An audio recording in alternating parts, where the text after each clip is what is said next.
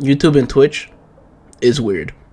Yo, what's up, guys? It's me, tnjugo. I'm back again with another video. This time, I looked at the whole messaging board. I was like, what do you have left on the list? I'm like, alright, I got this, I got that, I got this, I got this.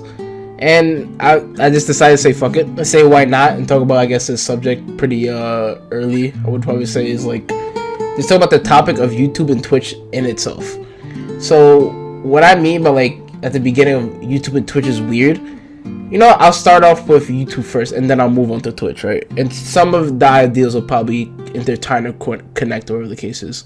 But when I talk about YouTube and Twitch being weird, I mean like as in just the topic or the entity of YouTube and Twitch as itself. Being able to basically post videos or whatever you want, sorta, on the internet, whether it be just a regular video or just live streaming in general, and live streaming either games or whatever you, I guess, you would want to do. And if it's done well enough, you have traction to your channel and people start to watch you, and well, you sort of start to get paid in a sense. But with every positive comes a negative, and that's will always be the case no matter what you do.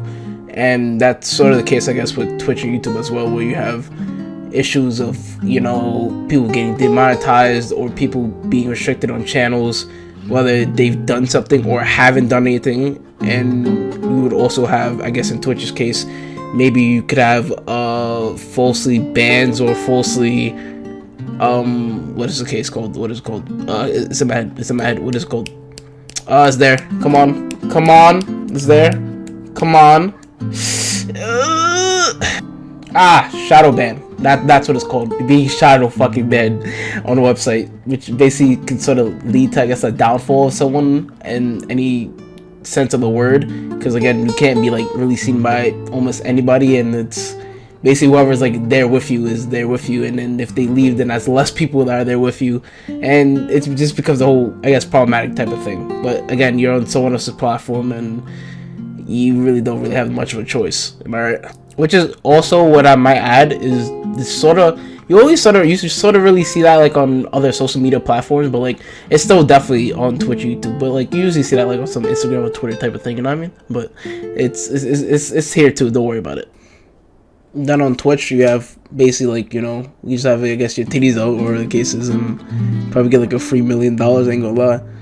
And I'm not saying there's anything wrong with it, just pretty interesting if I'm being honest. I just wanted to bring it up, and I thought it was pretty interesting because it reminds me of a friend who I had a conversation with. I think it was a few months back. He was sort of upset at it. He was like basically sort of upset of like the progression of how some people can just like, you know, do something simple or maybe just like be a titty streamer or something like that and get success overnight. But with him, he's been doing it for so long, it's almost irritating or aggravating seeing someone else's progression. Even though I think the best thing is to focus on your progression as a whole, no matter if it takes a year, 2 years, 3 years, 4 fucking 5. Some people took even fucking 9 and they fucking made it, didn't they? But also on the positive note, like I said earlier, Twitch is also a place where you can basically do anything. You can like fucking be in IRL, have a camera in my fucking face so I'm walking down the street.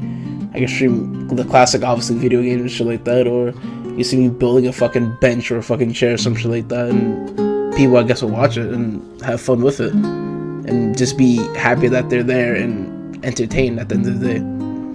But then again, there's always sometimes where someone can get banned and they didn't do something as serious or wasn't as big, but people can do pretty much the worst and basically get like a slap on the wrist, or they almost have nothing happen to them at all, which fucking, so it really fucking sucks.